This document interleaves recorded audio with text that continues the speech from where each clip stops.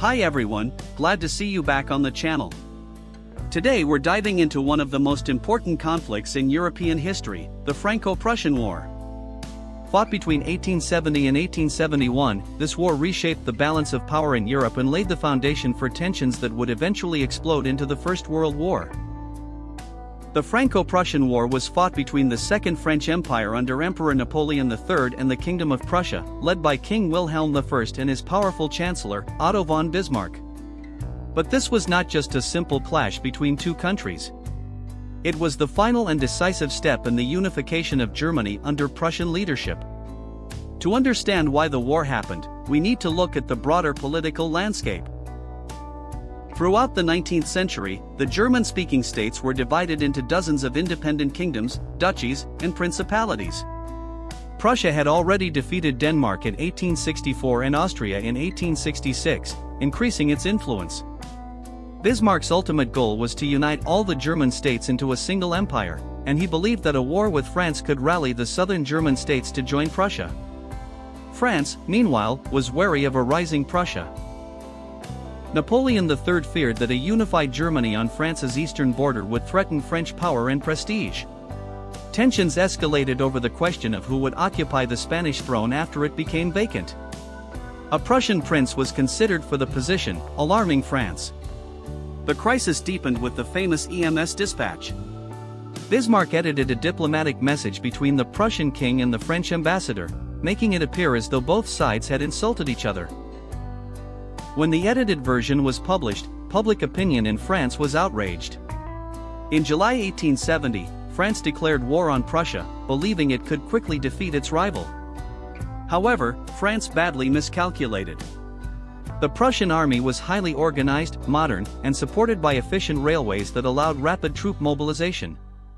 Prussia also had the backing of other German states, including Bavaria, Württemberg, and Baden. France, by contrast, struggled with outdated planning and poor coordination. The early battles quickly exposed French weaknesses. At the Battle of Wissembourg and the Battle of Spicheren, French forces were pushed back. Prussian-led armies advanced steadily into French territory. One of the most decisive moments came at the Battle of Sedan in September 1870. At Sedan, the French army was surrounded and crushed. Even more shocking was the capture of Emperor Napoleon III himself. His surrender marked the collapse of the Second French Empire. News of the defeat sparked political upheaval in Paris, where the Third Republic was proclaimed. Despite the emperor's capture, the war did not end immediately. The new French government refused to surrender and continued to fight. Prussian forces laid siege to Paris in September 1870. The siege lasted for months, causing severe hardship for civilians as food supplies ran low and morale declined. During the siege, Parisians endured hunger, bombardment, and freezing winter conditions. Attempts to break the siege failed. Balloon mail was even used to communicate with the outside world. Eventually, in January 1871, the French government agreed to an armistice. While Paris was still under siege, a dramatic political event took place. In January 1871, in the Hall of Mirrors at the Palace of Versailles, King Wilhelm I of Prussia was proclaimed German emperor. The German Empire was officially born on French soil, a symbolic humiliation that France would not forget. The peace settlement came with harsh terms.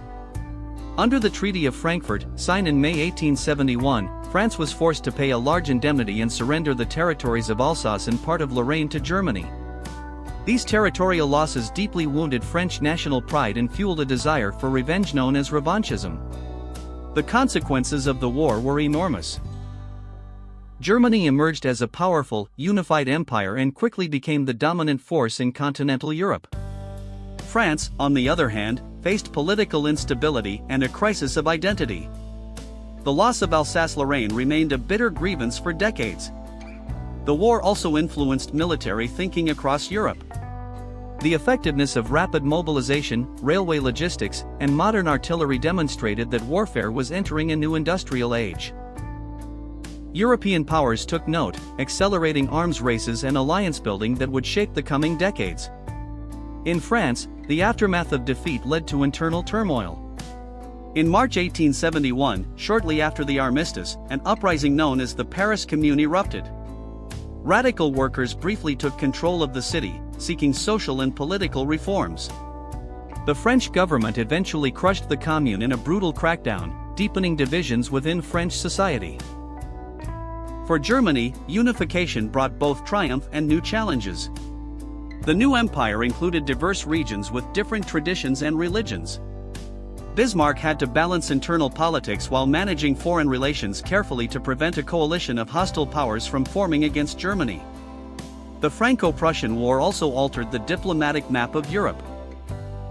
Austria-Hungary, which had been defeated by Prussia just a few years earlier, now had to accept a powerful German empire on its border.